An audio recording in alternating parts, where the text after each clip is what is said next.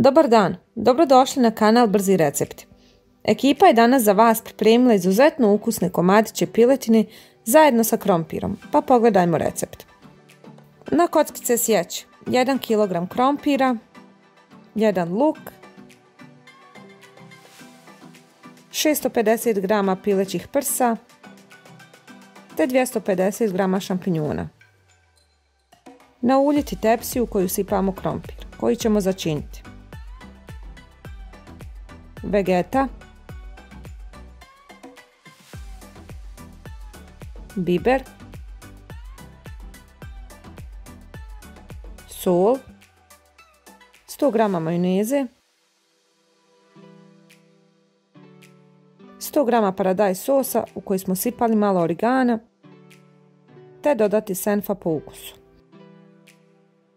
Sve dobro sjediniti i izmiješati te peći 20 minuta na 180 stepeni u prethodno zagrijanoj pećnici. Dok se krompir peče, mi ćemo u tavi propržiti luk par minuta te dodati piletinu.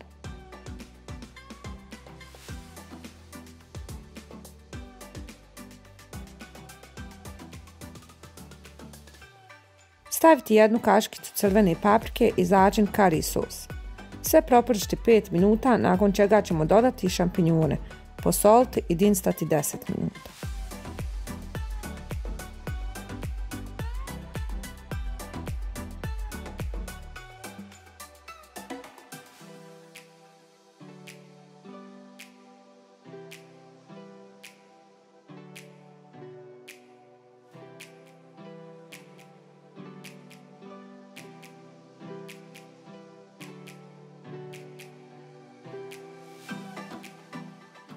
Ostaje nam još da napravimo brzi nadjev. Pomiješati 200 ml mlijeka, 2 jajeta i 200 ml vode. Krompir nakon 20 minuta izgleda ovako.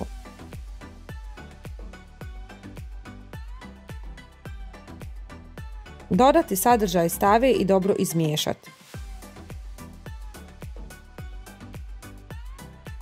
Na kraju sve preliti sa nadjevom koji smo napravili i po želji naribati malo sira.